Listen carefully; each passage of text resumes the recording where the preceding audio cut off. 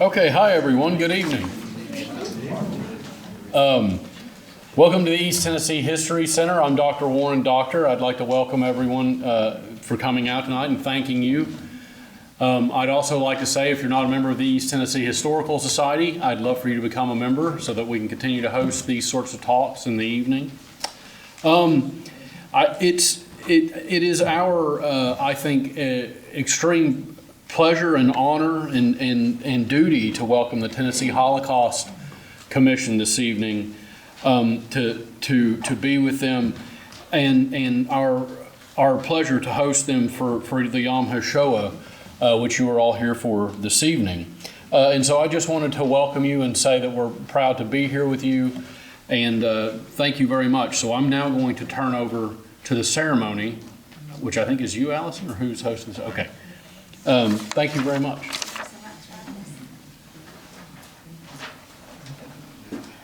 I also want to welcome you and thank you all for being here. My name is Anna Iroff Bailey. I'm the Director of Jewish Life at the Knoxville Jewish Alliance. And Yom HaShoah for us is literally the day of the Holocaust. This is our day to remember what happened to our family, our people, and just take that solemn moment. So I would ask you to go ahead and check your cell phone. This is a very solemn ceremony for us, and we're honored to have you part of that with us. If you picked up a program on your way in, we'll be starting on, I guess, what would have been page 3.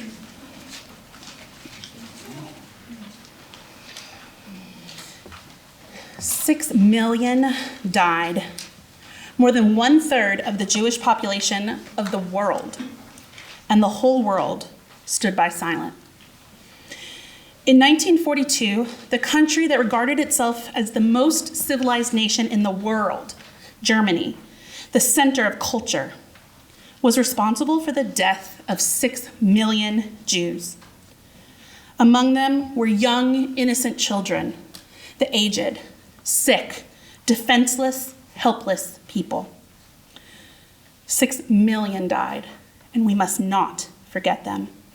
Their death shall not be in vain, and this shall never happen again. In our Jewish tradition, we light a Yortzeit candle, a memorial candle, for the death of our loved ones. Tonight, we will light 6 candles, 1 for each million. Our first candle, in honor of the children, will be lit by Judith Rosenberg, President of the Knoxville Jewish Alliance.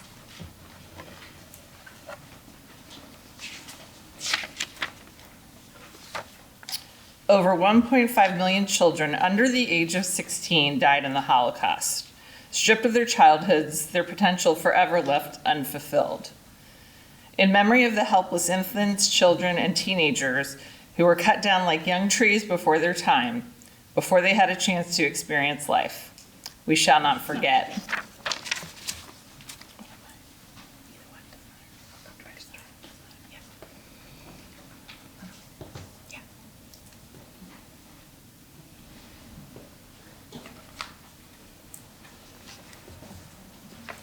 Our second candle tonight remembers the parents.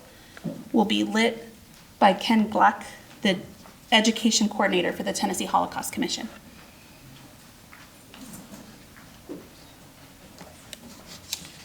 In memory of all the parents who perished, who tried to protect their children, who died with their children in their arms rather than be separated, we shall not forget.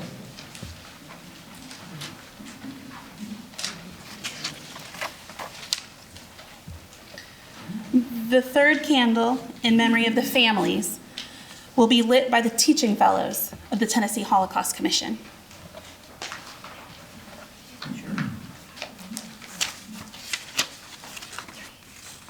Remembering the families, in memory of all the families who were cruelly separated from each other, relatives who died, leaving some families without any grandparents, aunts, uncles, or cousins, families who were completely destroyed. We shall not forget.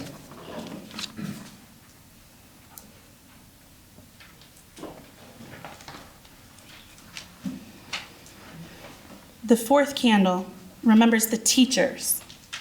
Will be lit by Rabbi Schiftan, the chair of the Tennessee Holocaust Commission.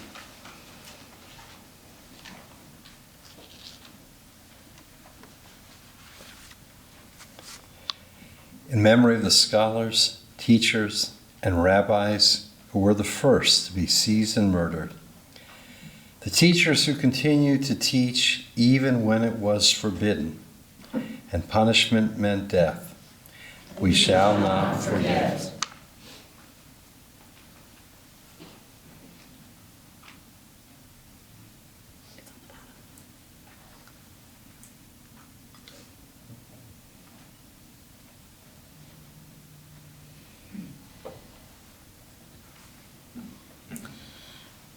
Our fifth candle is in honor of the resistance fighters and will be lit by Noah Gilan and Sor Kushnir, our Shin Shinim, Israeli youth ambassadors from the Jewish Agency for Israel. Jews fought bravely in resistance groups and operated under cover of the dense forest of Eastern Europe in the ghettos and camps and individual acts of defiance. In memory of the heroes of the resistance who fought the Nazis, so few against so many. We shall not forget.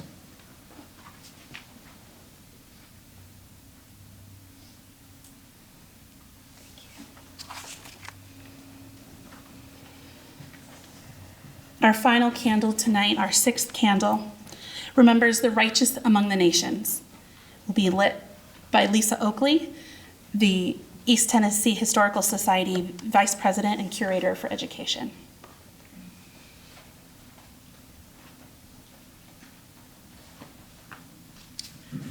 We honor the righteous among the nations, non-Jews who risked their lives to save Jews from the Nazis, in honor of all those who stand together against hatred of all kinds.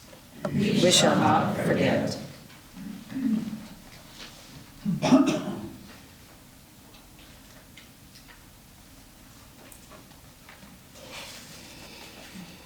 As we light our memorial candles, I invite you to rise for the Jewish prayer for mourning. Tonight will be led by Norma James, the Director of Education for Temple Bethel. And as we read the Kaddish, we will insert the names of the camps.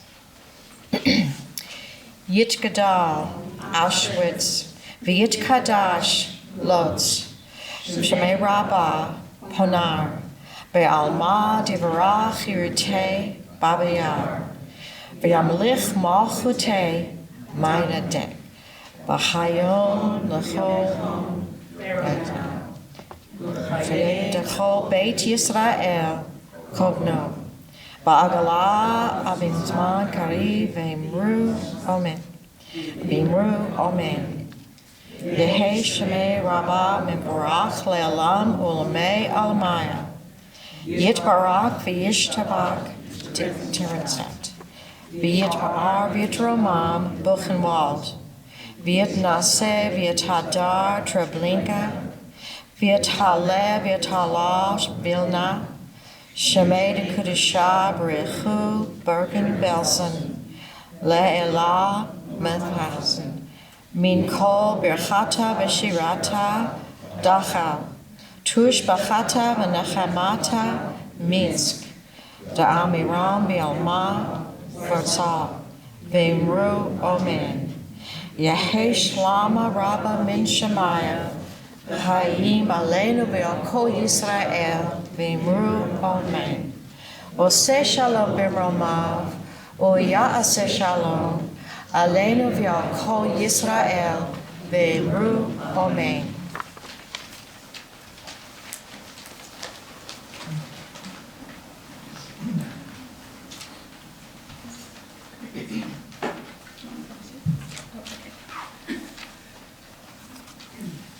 Thank you.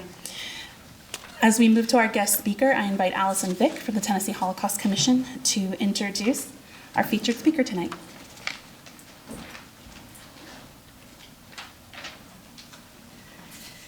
So thank you first to our excellent partners at the Knoxville Jewish Alliance and the East Tennessee Historical Society.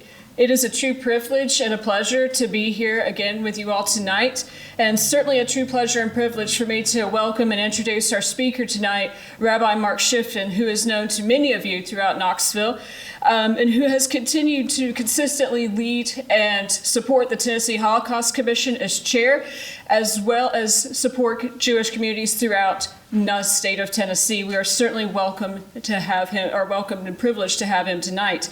Rabbi Schiftan has served as the senior rabbi at the temple in Nashville for 23 years, from 1999 until his retirement in 2022.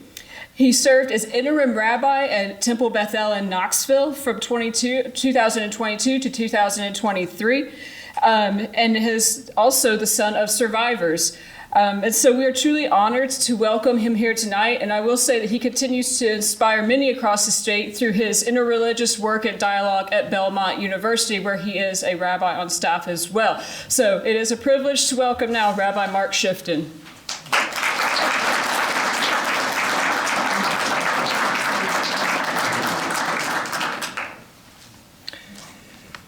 Well, let me just say it is lovely to be back in Knoxville and to see so many friends and former congregants who are here this evening. As they taught us to say at the Hebrew Union College, I'd like to say a few words before I start speaking this evening. Our thanks to the museum for making this evening possible, and also a event a couple of weeks ago with Dr. Michael Berenbaum, who spoke here as well. We are very grateful for your support of our endeavors and our mission and our presence here that evening and this evening. We want to thank, on behalf of the Holocaust Commission, the Knoxville Jewish Alliance, for partnering with us in reaching this evening and this program tonight. I want to welcome my colleague, Rabbi Raina Sarati, who's here this evening and who has brought her own brilliance, warmth, and vision to Temple Bethel and the entire Knoxville community. They are so fortunate to have you, and I know you think the world of them. And I cannot believe on a night where you could be free, you are here. So thank you. Again, welcome to my dear friends and former congregants at Temple Bethel, and to the members of our Tennessee Holocaust Commission, several of whom are here tonight. Commission staff, would you stand so everyone can recognize you? This is Alyssa Trackman. She is the executive director of the Tennessee Holocaust Commission. These are two of her associates here. This is Ken over here, Allison, who you've met. These are the tools through which we reach the teachers who educate thousands of students across the state. Your work is sacred work, and we appreciate each and every one of you. And as we do at Rabbinic School, you may be seated.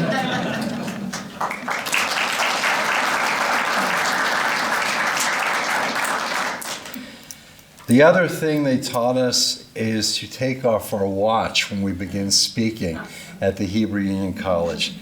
They told us it doesn't need to mean anything at all. You just take it off so everyone thinks you are conscious of the time.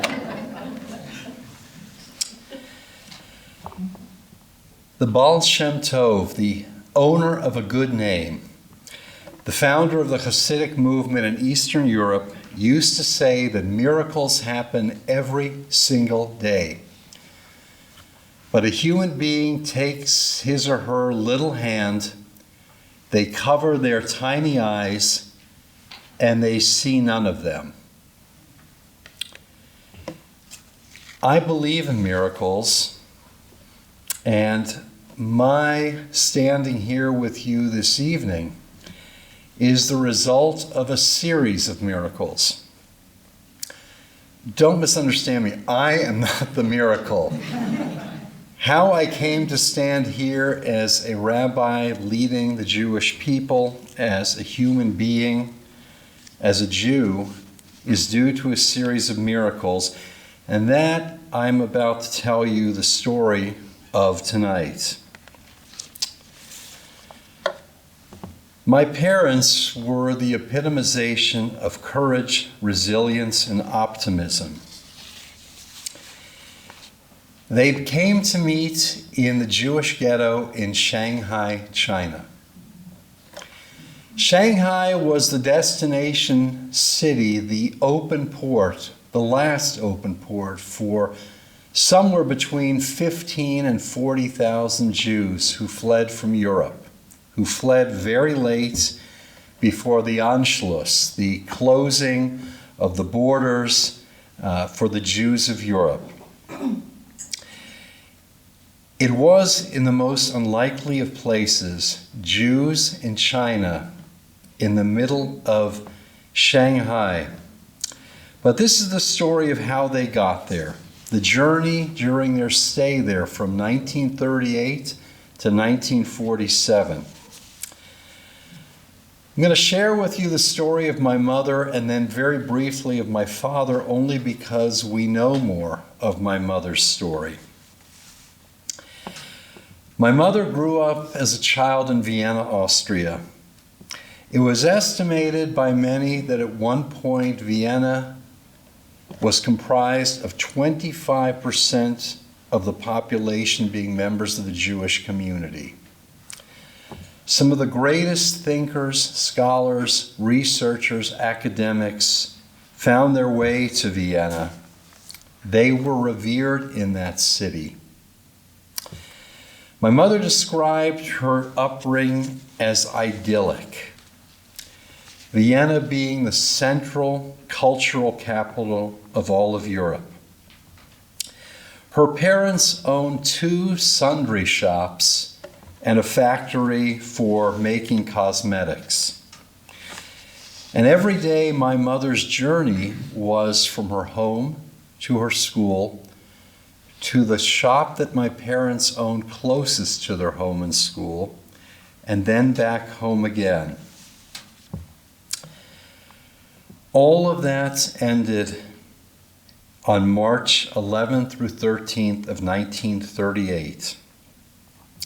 The German invasion into Austria. And for those of you who are unfamiliar with this, it took decades until the Austrian government admitted, as a matter of record, that they welcomed the Nazis into Austria. Until then, the storyline, the official storyline, was that Austria was invaded by the Nazi soldiers. My mother used to say that the Austrians turned out to be more rabidly Nazi than the actual Nazis of Germany. So here's what happened during that time in March of 1938. When the Nazis entered the town, the men, my grandfather among them, were shipped off to work in detention camps. My mother, an only child, did not know if she would ever see her father again. My mother and her mother were given toothbrushes to go outside, like many of the other women and children, and scrub the floors, the cobblestones on the streets of Vienna, all the while hearing taunts and jeers, anti-Semitic slurs shouted at them by their neighbors, whom they thought until then embraced them, accepted them, looked at them as equals. My father, like many like him, was released from these detention camps with the promise that they would sell everything and leave the country. My mother was 17 at the time of her departure. When I think of what her world must have been like, literally from one day to the next, from being in the security of her family, her home, this country that represented all the goodness of civilized culture, to not knowing a number of things, where they were going, if they would make it there. Jews lined up in Vienna at different consulates. At the Chinese consulate, the consul general was a Dr. Feng Xin Ho. He would issue en masse visas for people to emigrate to Shanghai. Then my grandfather went about getting the tickets for the train for the overland route to Venice and the boat tickets from Venice to Shanghai, China. Again, think about what this meant. To leave everything you knew, to leave this place of high culture, and to go to a place that could not be more foreign than the middle of China for these Viennese Jews. My mother still, there's a Steven Spielberg HaShoah Foundation. My mother has a video testimony on that. And she said the most frightening moment of the whole journey was wondering if the train would be allowed in, if they would be allowed in from Austria into Italy to make the rest of the way. They arrived in Shanghai in 1939. When they arrived there was a ghetto set up by the Chinese government.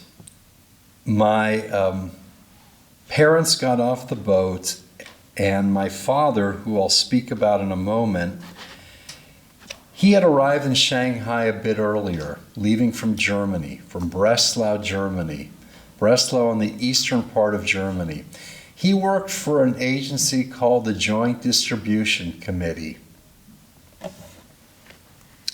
Joint Distribution Committee, part of the United Jewish Appeal, Rescue and Relief Agency. He met my parents off the boat, and he was in charge of directing them to their temporary housing. This is where the story gets interesting to me. So, miracle number one, my grandparents, my mother, made it out of Vienna. Miracle number two, my father made it out of Germany. Again, I'll get to his story in a minute. Once he settled my parents and mother where they were meant to be for the temporary housing, my parents in one place, my mother with people of her age, he came back that evening to my mother's place to bring her extra blankets. So he had already caught her eye, and she had caught, more importantly, his eye. Let's pause there for a minute. My father left late from Germany. Both of his brothers, well, his father served in World War I for the German army. That's how loyal the Jews were in Germany. They often said that the German Jews were more German than they were Jewish, that the liberal Jews, when they were given the opportunity to assimilate, they did so fully. Who wouldn't want to be part of the opportunity for, in some cases, the first time in centuries, to be part of the general culture, let alone one that was viewed as so sophisticated in culture? My grandfather, my father's father, had passed away, but his mother and his two brothers were both taken away by the Nazis. The Nazis came into their home. My father told me the story that he was hiding underneath a kitchen table. And after they had taken my, would have been my two uncles and my grandmother, one soldier was left and they said to him, "Is there anyone else here?"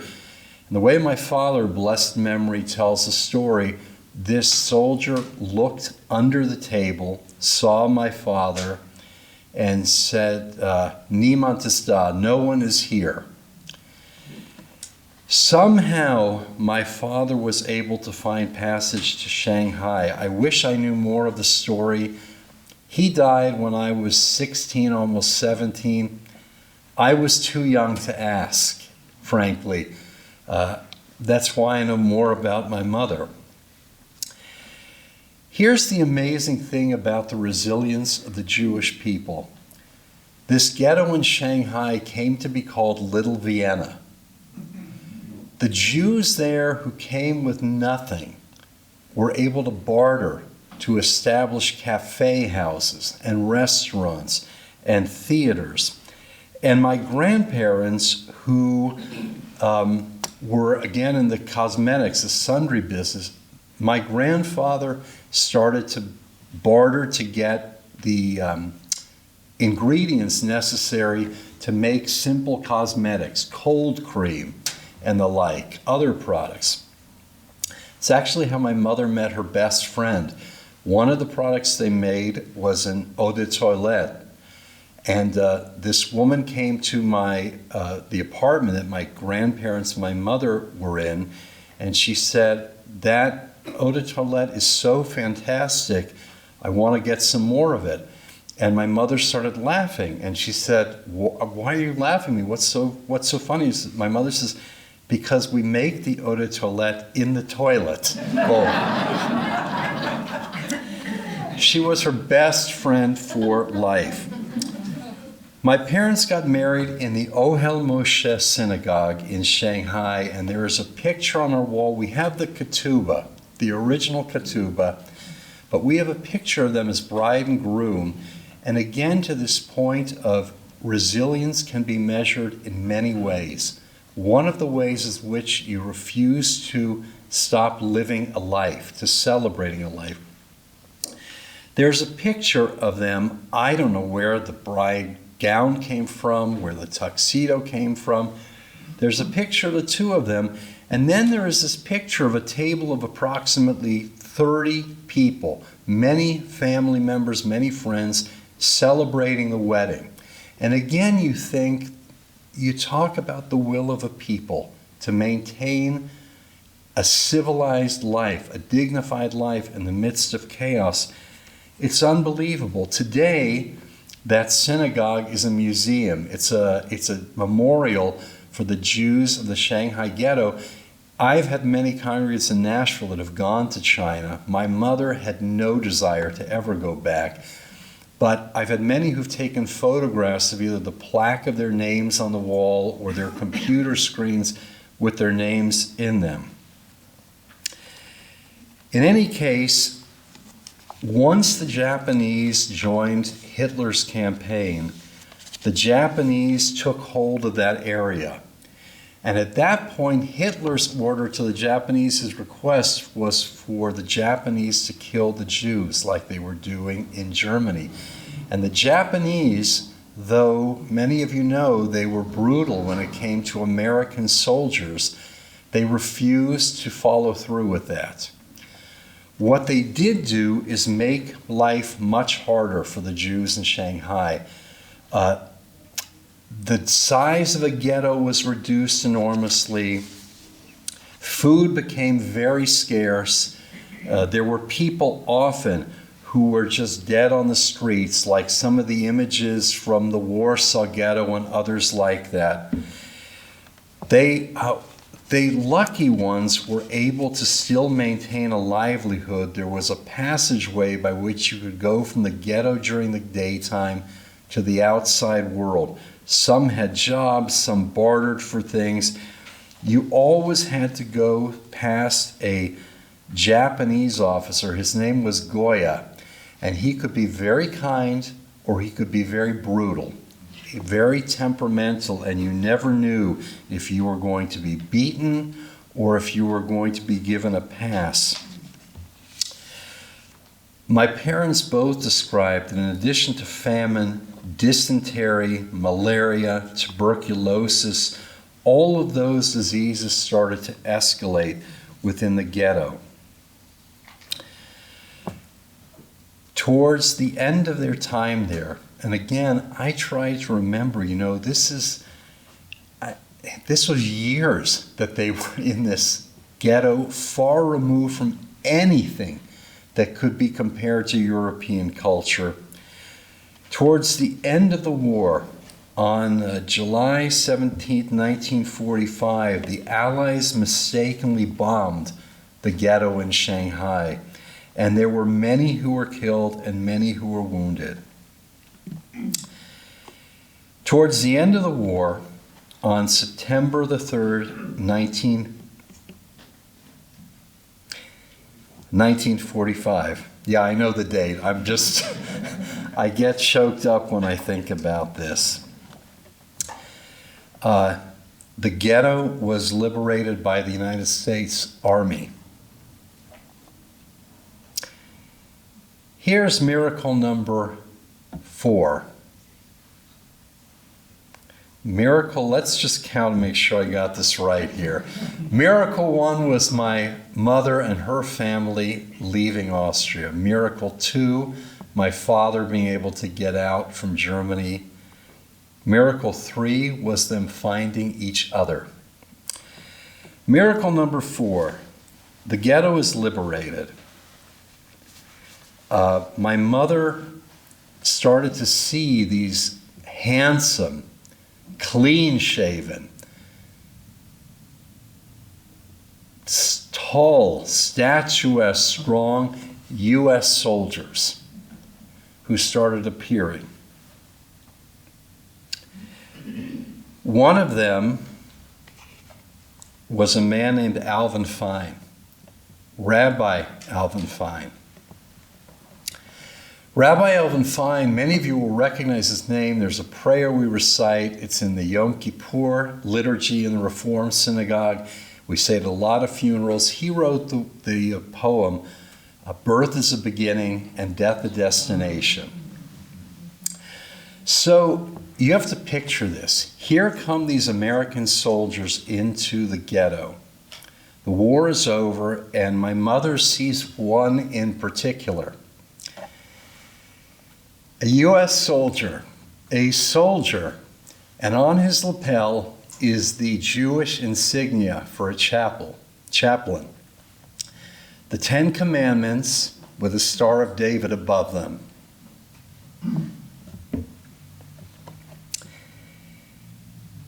Think about what that meant to people who had been through so much to see that. Miracle number 4 is Rabbi Alvin Fine was one of my professors at college. Rabbi Alvin Fine, in some ways, is the reason why I became a rabbi.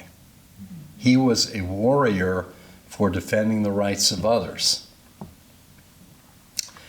Okay, the Americans come in. My mother gets a job working in the PX for the American soldiers. My father gets a job driving trucks for the U.S. military. They are paid in U.S. dollars. Okay. It was then and only then that they started to hear what had happened in Europe. The number, the degree, the horrors of what had happened. People in their own families, in my family, that had been lost. Okay, are we at miracle 5, I think? Okay, miracle number 5. My parents wanted desperately to come to America. You needed an affidavit, someone who would guarantee you weren't going to be a burden on the state. My mother had a childhood sweetheart who she had heard, I don't know how she heard, no internet, who had made his way to New York City. She wrote him. We still have the letter. She wrote him, would he please sign the affidavit that he would take on any burden for them to the state. Because of that connection, that letter, his agreement, my parents were able to come to the States in 1947. My grandparents went back to Vienna to reclaim their home and their business. And I told you my mother was an only child. So you can imagine the scene. They were devastated that she wanted to go to America and they were going back to Vienna.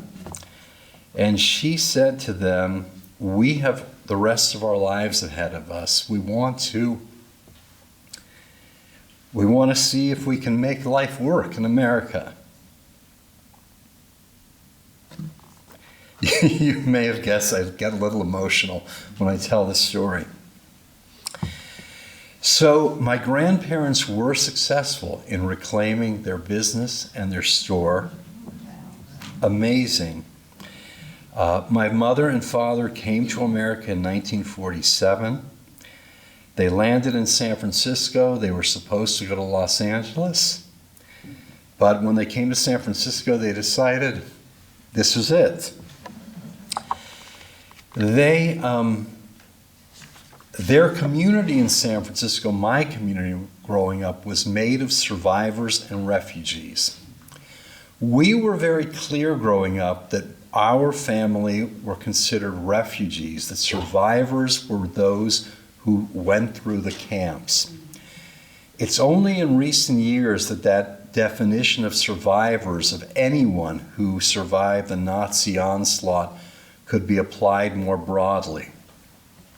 But in any case, I grew up in a community with many people with the tattooed numbers on their arms, many who were in Shanghai, many who came to San Francisco through other means. We had one of the largest refugee communities in the United States of that kind. Here's the thing, and with this I want to close, and I think we have time for some questions as well. I was very lucky because my parents made a choice. Not every survivor or refugee could make that choice. There were some whose lives were embittered, who were hopeless and depressed for the balance of their lives. And I was fortunate because my parents took a different road. I don't judge anyone one way or the other, but I am the beneficiary of the choices that they were blessed enough to make. When I had to reference them at both of their funerals, I came up with the 3 lessons that they taught me. And they're my lessons to this day. They say that every rabbi has one sermon. This is my sermon. Number 1, every day is a blessing. Or as someone once said to me who faced a different kind of crisis in their life, every day is extra. The second thing they taught me is that the cup is always half full, and very often it is overflowing, if you can recognize it, if you can see it. And the third thing they taught me is the Hebrew phrase, Gam ze ya'avor, that this too shall pass, which means the worst will get better, and don't get too comfortable where you are, because good can change overnight. Enough said, as we say in the South. So I began with this quote, and you'll forgive me because I'm a rabbi, from the Baal Shem Tov, that miracles happen every day. We cover our eyes and we choose not to see them. I'm the beneficiary of many, many miracles. And I thank God every day for them. Thank you.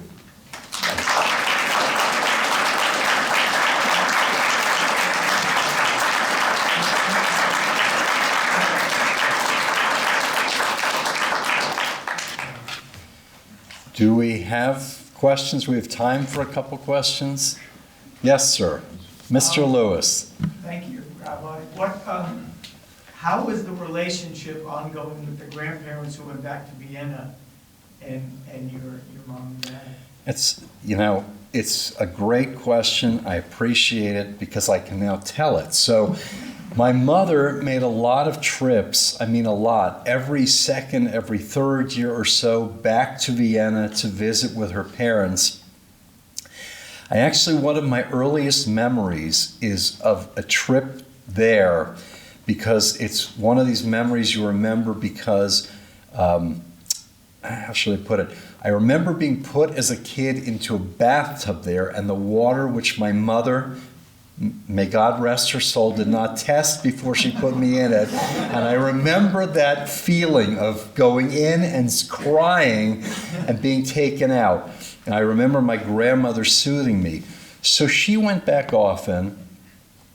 When my grandfather passed away, my grandmother moved to America. I was probably 8 years old, 10 years old at that time, and I have very fond memories of weekend sleepovers at my grandmother's house. And I told the story, I think 2 years ago on Yom Kippur at the memorial service at the temple in Nashville. She used to make stuff specialties from the old country. One of the things she made was apricot dumplings. And they were rolled in nuts and cinnamon. And anyway, they were okay. But because I loved her, I used to, in German you say, im Ohnmacht gefallen. I went, in ecstasy about how wonderful they were. So one time I came and she made, instead of 3 or 4, she made 10 or 12 or something like that. So every time she wasn't looking at me, I put one in my napkin. So, and then I thought, Hochem, such a smarty, I would say, oh mama, I have to go to the bathroom. So I would go and I flushed them down the toilet. So, dial this forward, I go home, my mother comes in my room, she says, let me ask you something. Did you enjoy all of those? They were called Marillenknädel, apricot dumplings. Did you enjoy them? I said, oh, they were terrific. She said, it's funny because Mama, she had to go to the bathroom and she flushed the toilet and she said they all came up. So, true confessions. Anyway, anyway, she came. She didn't live with us. She lived in an apartment near us. And that was a wonderful chapter of my life to get to spend time with her and get to know her. I had the chance with my wife, with Harry, to go to Vienna. The Austrian government has this program where they invited descendants back. Germany has this too. Once the Austrians were kind enough, thank you very much, in the 50 years after the war, to say maybe we had a little something to do with this. They invite people back, and we went, and I was able to go see my grandparents' apartment, my mother's school, the store that they had we saw the factory that they had, the store near their home. We walked in, and at that point it was like a gift shop, like a Hallmark store, something like that. And we walked to the counter and we said, tell me something. Did this used to be a cosmetic shop? And they said, why do you ask? And I said, well, my grandparents own the shop. They said, oh, we know nothing about that. We know nothing about what happened then. That was then. Subsequently, my oldest son has been there, been in the same shop, said the same thing, had the same reaction. But we were able to visit my grandfather's grave at the Jewish cemetery, among other things. And that was really it was wonderful to stand there. 2 other things related to that. See, it's so good. If I were a religious man, I would say God meant you to be here tonight. So you could ask that question. So good I asked. We were we take these groups from Belmont to the Holocaust Museum. We were there just recently, and I've been through this exhibit 7 times in the last 3 years. Always find something new. One of the things is a bunch of probably hundreds of torn, desecrated Torah scrolls in a large acrylic box. I found out this time they were from my mother's home synagogue in Vienna. Never knew that before. Okay, the last thing related to this is as of about 2 months ago, I finished the years-long process of becoming an Austrian citizen in addition to my American citizenship. They do not make it easy, but I felt like I wanted to claim that. I felt like it was a way of saying we're still here, and in so doing, honoring my parents' memory. Thank you for the question. Yes, sir. You make a comment that the Austrians were more Nazis than the Nazis. So when your grandparents went back, what happened? How were they treated when they immediately went back to Vienna? As if nothing had happened, and as if those days of anti-Semitic slurs being shouted, people taking over the homes of these people and their valuables, as if it never happened. Wir haben das nie gewusst. We had no idea of what was happening. So, and we're so happy to have you back. So I will say, to their credit, though it took an eternity, part of this tour that you go on when you're a descendant, you go to the, I think it's called the President's Palace, you go to the municipality headquarters, and they all say, you know, welcome back, we're happy to have you. They don't actually say, to my memory, we're sorry for why, you know, your families had to leave. But they do make the gesture of acknowledging your ability to return and to apply for citizenship. So, yes, sir. When your parents came here, what did they do to our women? That's a very good question. I'm very proud of the, you know, their ambition. I cannot imagine. I cannot imagine what they went through. I cannot imagine if their lifetime to be so, how you could walk through a fog and continue to moving. Okay, so they started to, from my mother's side of the family, they were in that retail business. Okay, and they were in it, my grandparents were in it with uncles and aunts and the like. So they started to have a little hosiery store. I don't know if anyone remembers the word hosiery, but you know, they had it, and they had it near the bus terminal in the San Francisco, downtown San Francisco. And from that, they also started to sell candy and so forth. And it's funny that you mention it, because anyone's family ever owned like a dry goods store? Okay, so many of the Jewish dry goods stores, you know, the way in which you knew how much something cost, the actual cost, is every store had a code, an alphabetical code. My parents' code was, from my grandparents, was in Yiddish, nu mach Geld. Make only money is what it was. But every letter, in other words, had a different numerical equivalent, like Kabbalah of sorts. And so they could tell and make the price accordingly. So that's what they did. And eventually, my mother was more or less a homemaker. She sold, she was also a part-time saleswoman at a store called Joseph Magnin. San Francisco downtown, Joseph and Irving Magnin were the two clothers of note in San Francisco. My father got a job with Corette of California. Corette was a Jewishly owned schmata factory, and he worked on the cutting room floor, and eventually he and a partner opened a small clothing factory in San Francisco. So, you know, they did okay, as did their whole community. I mean, these were tremendously... Members of the Jewish community, they went to temple and... Yeah. Well, they certainly wouldn't have gone to temple, because Reform Judaism to them of the 1950s and 60s was like they had no slot for it, compared to European Jewry.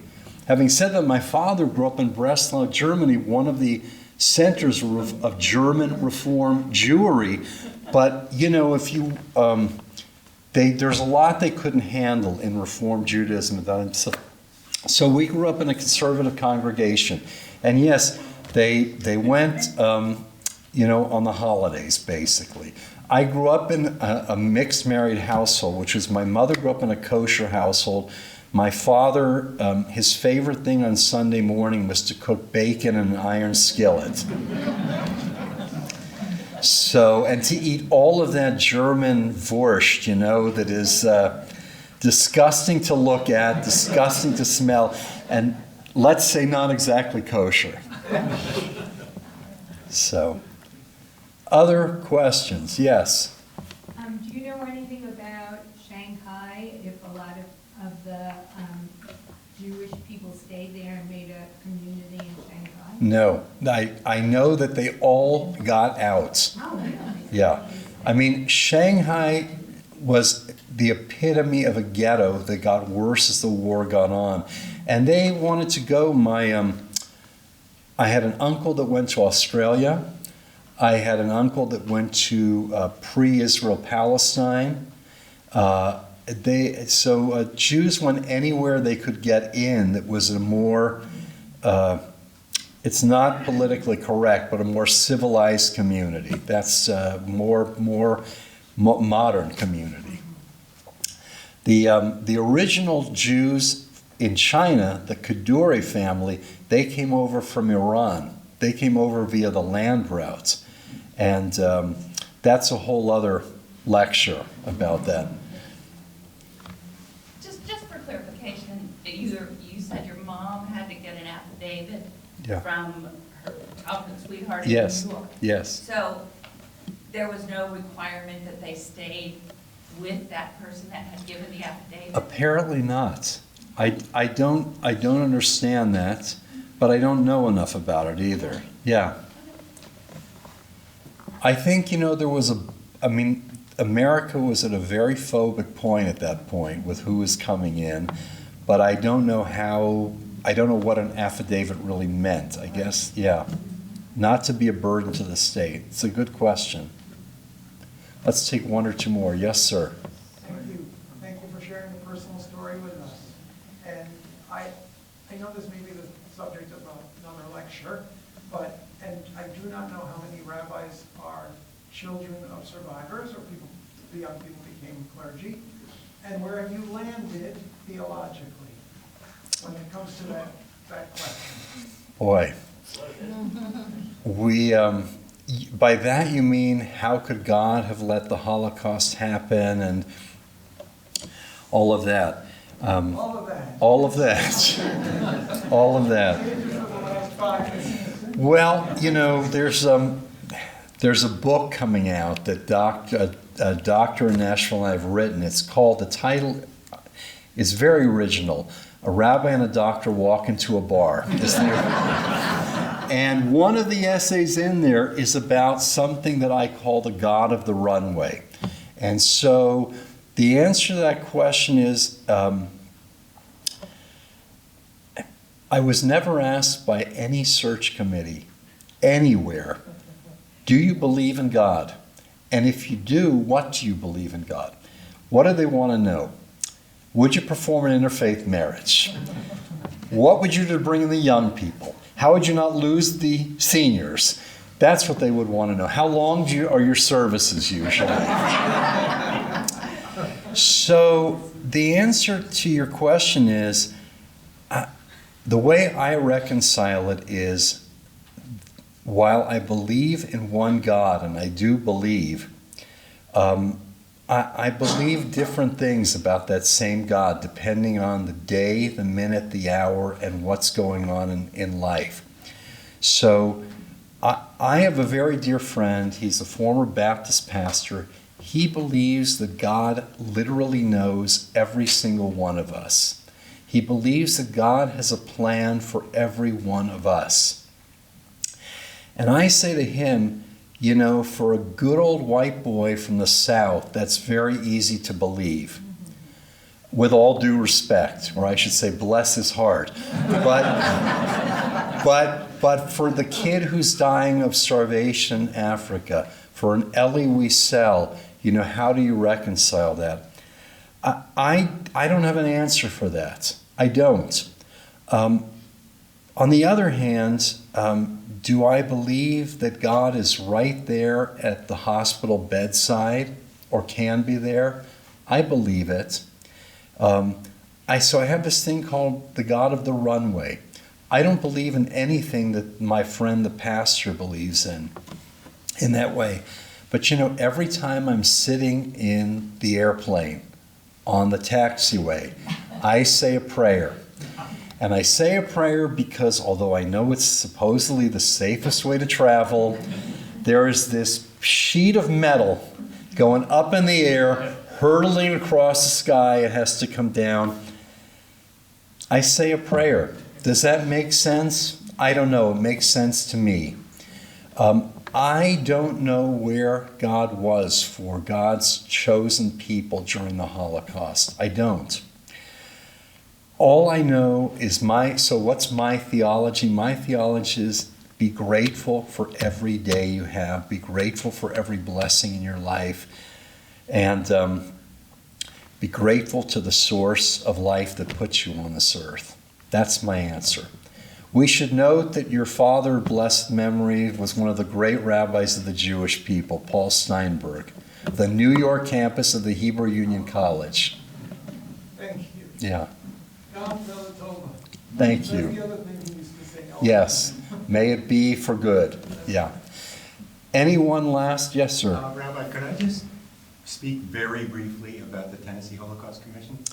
Very briefly? A minute, yes. Got it. So I'm Rob Pillar, and I teach photography at UT. And 20 or more years ago, I came to Nashville because they commissioned me to work on this project that later became the Living On project. And some of you were probably here when we opened the entire place here. But I remember there being about 2.5 staff members and barely any money and barely a place to have an office someplace. And yet they kept moving ahead. And the work they have done and continue to do is just amazing all over the state. Here we are in Tennessee. Who would expect that this is where we have these kinds of things? So I just wanted to say thank you. And it became a family when I was working with them. And we were traveling around the state. And I traveled with their director to Poland for a while. So it was a family. And I lost a little connection when they sort of left. And I'm so delighted to see these people here. And it's just wonderful. That's what I wanted to say. So that's good. So just a note connecting that to Dr. Steinberg's point.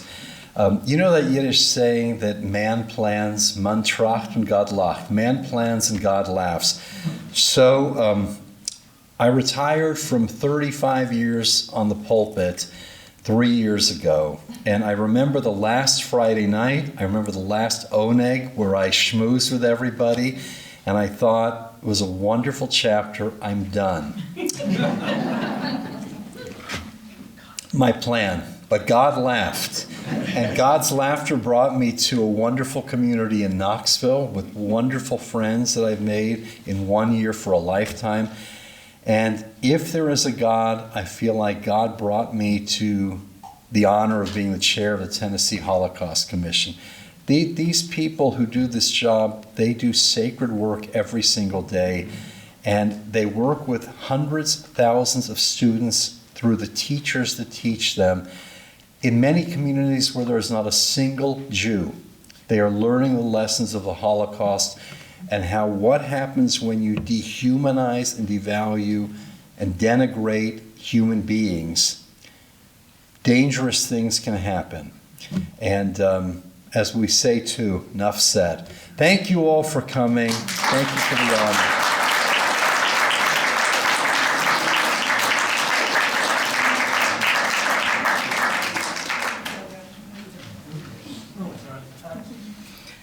Thank you, Rabbi Schiftan. Thank you all for coming tonight.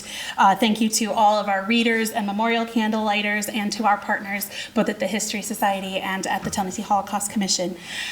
We would like to invite you at this time to, you can enjoy the reception and also explore the exhibit called The World New, Jan Karski's Mission for Humanity, which is in the next room and will be here until May 5th. And as you leave, you'll see in the back and also at the other door, our gift to you is a personal memorial candle. Please take it home, light it in your window, and you will see the name of someone who died in a camp and a little bit of their story. So please think of them. A lot of these people have no one left to remember their memory. So thank you again so much for being here tonight.